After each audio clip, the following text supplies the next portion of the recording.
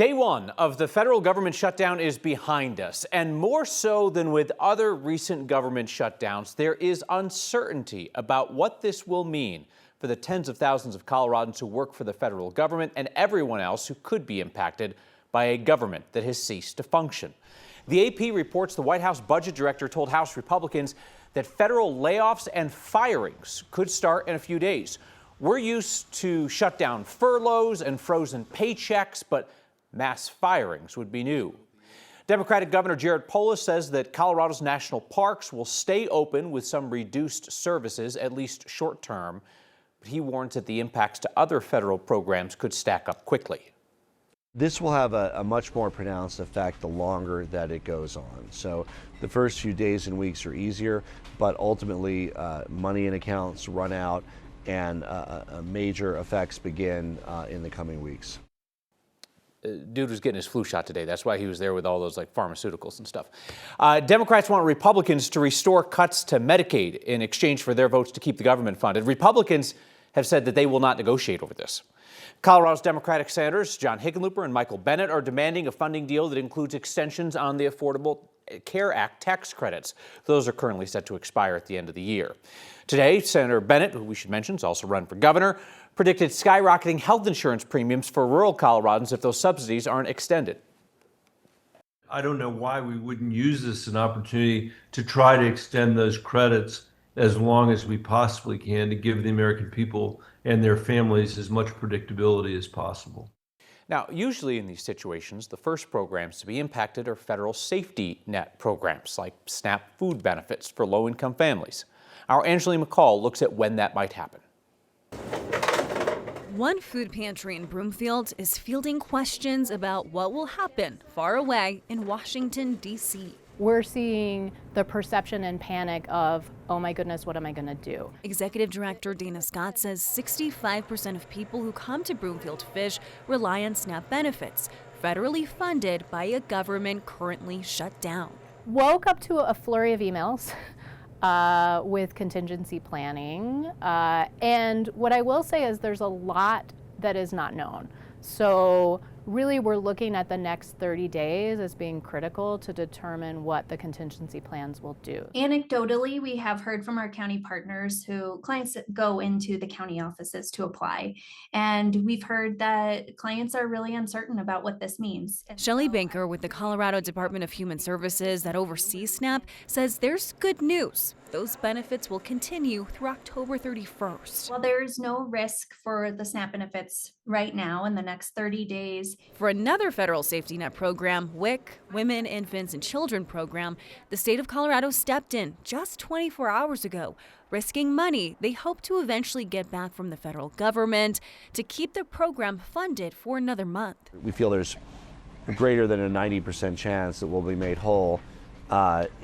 We did present to the JBC that we wanted to make sure those benefits were uninterrupted, and we're willing to take that on. The translation, people can rely on these two safety net programs for the next 4 weeks. But if the shutdown extends into November, benefits could risk being delayed or paused. Until then, providers like Dana will work on reassuring and coming up with a plan for people who may need one. Our immediate concern is the perception that and the harm that people will feel because they will think that they aren't going to have enough food, right? So that's that scarcity mindset of people panicking because they're thinking they're not going to know how to put food on the table for their children. With this government shutdown happening towards the end of the year, it could prove a precarious time for families who rely on programs like these, because we know eviction filings peak at the end of the year. Food banks also see an increase as well. It's just a tough time. And not all government shutdowns happen at the end of the year. This one happens to, so it kind of piles it on. Yeah, it could stack up for these. It's an expensive time of year, right, for families and that kind of thing. And obviously, if this goes on a prolonged basis, that could really squeeze people. Yeah, and I think what Dana was really talking about is that this is a time that not only they are supplementing people's food, but sometimes what the portions that they receive at the food bank, that's really all of the food that they're eating. They're not going out and supplementing with groceries, right? And so that for families in that kind of position, it makes it really really, really difficult. For sure. And just to reinforce, again, the reason why the governor was interviewed today slouching in a chair in an aisle full of medications is because he was getting his flu shot and COVID shot when we were interviewing him today. It was just an odd posture. He wanted to get his vaccines. He also wanted to talk about SNAP and WIC at the same time, you know? Okay. It's just, it was an odd posture, you know? We just want to tell people that's why he's sitting there in an odd posture. Angeline McCall, same posture as always. Thank you. More than 50,000 federal workers live in Colorado. That's a newly updated number we got from the State Department of Labor. So that includes more than 6,000 people in Jefferson County, the location of the Denver Federal Center. Our Evan Krugel shows us how they're preparing for potential furloughs and threats of mass firings. At the Denver Federal Center off 6th and Kipling, work continued as normal Wednesday as federal workers continued to clock in just hours into a government shutdown. We do not know exactly how long we will be working, but for the current moment, we are still working and operating as normal. Miles Batson works for the EPA and is one of roughly 6,000 federal workers being told to continue working at the Lakewood facility without a paycheck. With the uncertainty about how long this might last, the anxiety in the workplace is pretty high right now. Batson represents hundreds of workers here through his role with the national union and says no one has been told when furloughs or layoffs will come or who will be included. It's stressful. It's very difficult, especially with all the different news that's swirling around today. And that's the difficult part. We are kind of at the mercy of the political game and theater that we're all caught in. From national park rangers to air traffic controllers, more than 50,000 federal workers call Colorado home. It's the 16th highest total in the country, and the Federal Center in Lakewood represents the largest concentration of agencies in any one place outside of D.C., with offices for the BLM, Department of Agriculture, and Army Corps of Engineers. We might come in tomorrow and be issued furloughs. We might come in next Tuesday and be issued furloughs. The uncertainty swirling around this shutdown is much greater. Most federal workers will go without pay during the length of the shutdown. Those who aren't fired will receive back pay when it ends. But Kyle, the last time this happened back in 2018, the shutdown lasted 34 days. Miles, he says that's a tough pill to swallow, knowing it could be weeks before he sees a paycheck again if this shutdown drags on. And I think, Evan, people are somewhat familiar with how these shutdowns have worked in the past. And you know, I don't think anybody's attempting to minimize the impact on these families, but the idea is like, oh, you'll get paid in the end, you'll get paid in the end, except for now the administration is saying, we may just use this as predicate to fire a bunch of people and just let them go. Right, and he says that's that uncertainty that he's worried about. They haven't been given any direction on where those potential cuts could come, so they're all working right now, clocking in, continuing on as if nothing has changed, with a lot of uncertainty still ahead. All right, Evan Krugel, also excellent posture. Thank you for that. Criminal charges against former Pueblo County Coroner Brian Cotter could still be months away. Investigators said today that their first priority is identifying the 24 bodies found hidden in his funeral home, the one he owned with his brother. Today, investigators said they've only been able to identify 6 of the 24 bodies found in a hidden room at Davis Mortuary in late August. They now believe that most of the bodies belong to people who died between 2010 and 2012, and that is making the ID process more difficult. Cotter originally told investigators the bodies were just awaiting cremation, then later admitted they had been sitting in the mortuary for up to 15 years. Investigators said today they want to identify as many of these bodies as possible before they turn the case over to prosecutors. Cotter, who's an elected Republican, resigned as Pueblo County coroner shortly after the bodies were discovered. CBI investigators say Cotter and his brother have not been questioned, but they do not consider them to be flight risks. Loveland's leaders are very publicly struggling with how to address homelessness in that community. This week, we showed you here how they closed the city's only overnight shelter, but they're already reconsidering opening it back up again. That situation is largely out of our control. But we do have the opportunity to help keep families in crisis from falling into homelessness in Loveland. That's why this week's Word of Thanks Microgiving campaign supports the longtime nonprofit House of Neighborly Service, or HNS. For decades, they have worked in that community to stabilize families who are struggling, whether that means food assistance, clothing, help finding a job, paying a utility bill, or transportation help. They offer direct services for low-income families and people facing an immediate crisis situation in the Loveland and Berthoud area. HNS talks about it in terms of help for today, immediate assistance when things get critical, and then help for tomorrow. One-on-one resource navigation to guide families as they stabilize their personal situation and plan for a self-sufficient future.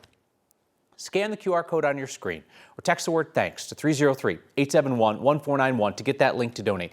Your 5 years of microgiving, raising $16 million for nonprofits in Colorado, proves that $5 donations really do matter. And you know I will never ask you to give if I don't. So as always, I'll match the first 50 donations of $5 to get us rolling.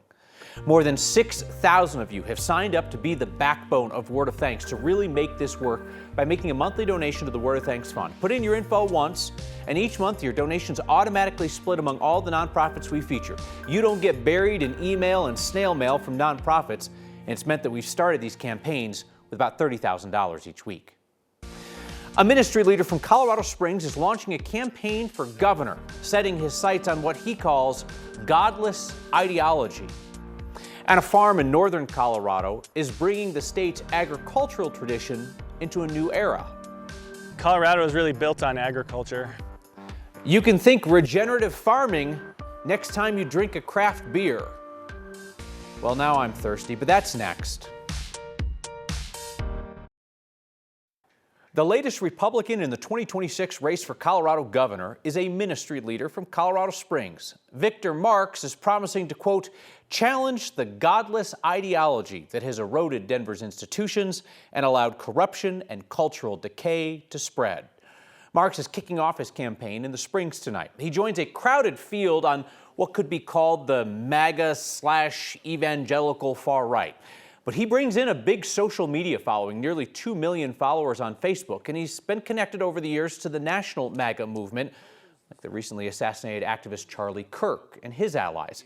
Mark soft-launched his campaign for governor at a Charlie Kirk memorial service last month with the backing of the pastor at Brave Church, a megachurch in Inglewood. I'm telling you, come October 1st, I'm going to let all y'all know if, in fact, God is calling me to run and win for governor. Mark's going to have plenty of company in that MAGA lane for the GOP primary for governor. State Senator Barb Kirkmeyer is probably the establishment favorite, and any Republican is going to be a long shot. Colorado has only had one Republican governor in the last 50 years. A recall effort against a Democratic district attorney accused of being soft on crime has failed in spectacular fashion. The recall against DA Amy Padden was led by conservative Aurora City Councilwoman Danielle Jurinski. They needed to gather more than 75,000 valid signatures. They turned in 0 signatures. Jurinski still claimed victory, called the recall attempt a huge win, saying, quote, the message was sent. Padden, who's the DA in Adams and Arapahoe County, faced criticism for her handling of a variety of cases under the broader concern that she's not tough enough on crime. And the recall helpfully generated publicity for Jurinski as she runs for re-election in Aurora. Today, Padden called the failed recall partisan politics and an utter failure. It's not unusual for failed recall efforts in Colorado to not turn in any signatures that they've gathered when they know they're not going to hit the required number. And in recent years, conservatives have run a series of recall efforts that haven't come close to succeeding, apart from attracting media attention and gathering all that contact information of supporters. Meteorologist Chris Bianchi, I have his contact information. I try not to spam him requests for personalized weather forecasts. I know that must be annoying, and you must get that from all corners, Chris. Help me with my flight. Help me with my dinner plans. Yeah, exactly. I'll say, I do the weather thing on the television as well. But in the meantime, yeah, Kyle, I do get that a few times. But in the meantime, I also want to quickly touch on this.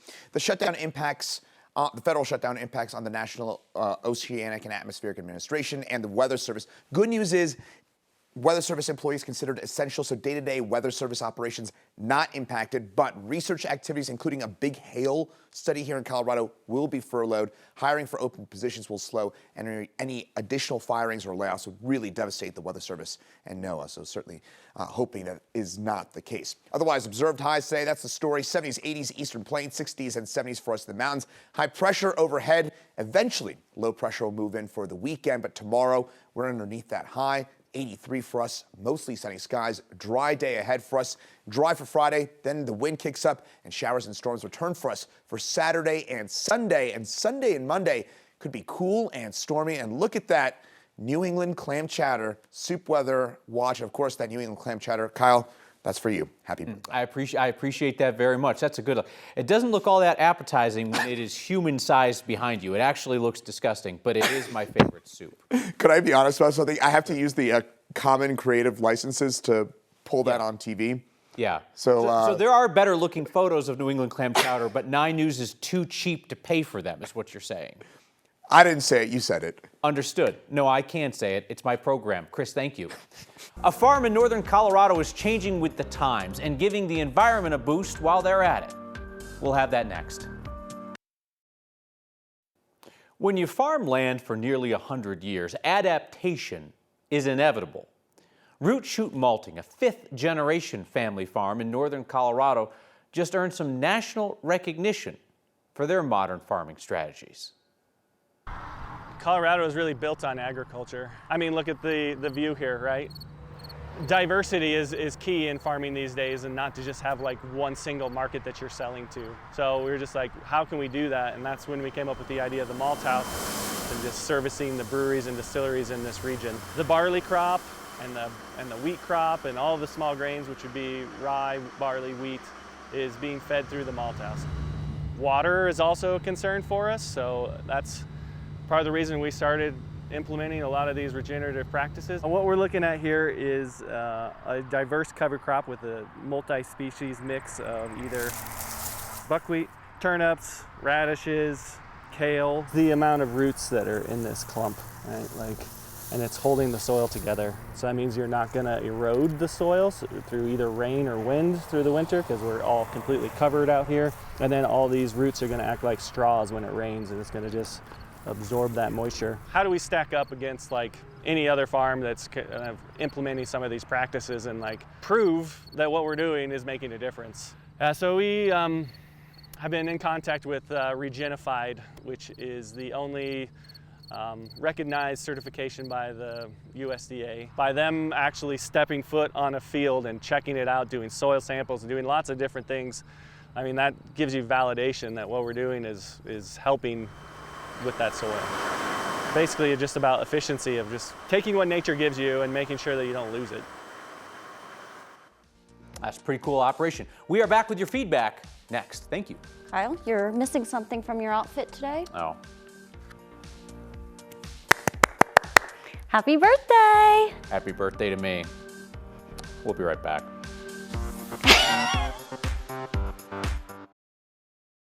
Heard from a bunch of you recently, curious how we might be able to help with the situation in Loveland, where the city's only overnight homeless shelter just closed. It's a very complicated situation. What we can do is help individuals and families in that area avoid falling into homelessness by supporting the work of the nonprofit House of Neighborly Service, or HNS. That nonprofit has worked for decades to help families gain or regain self-sufficiency and stability. Scan the QR code on your screen or text the word thanks to 303-871-1491 to join me in giving. It's immediate help for families in crisis, like food, clothing, assistance with transportation, and finding a job. And then it's longer-term planning so that families and individuals can return to self-sufficiency. A comment from Ann in Loveland, who writes, "Come on now, guys. When you started the Microgiving campaign, we were in the midst of a pandemic. I was feeling scared and powerless, but by contributing to whatever organization you identified each week, my husband and I felt like we were doing something good." Ann writes, "We are fortunate to be able to donate each week and especially look forward to Wednesday's show." Well, thank you so much for that message, and thank you all for the birthday greetings.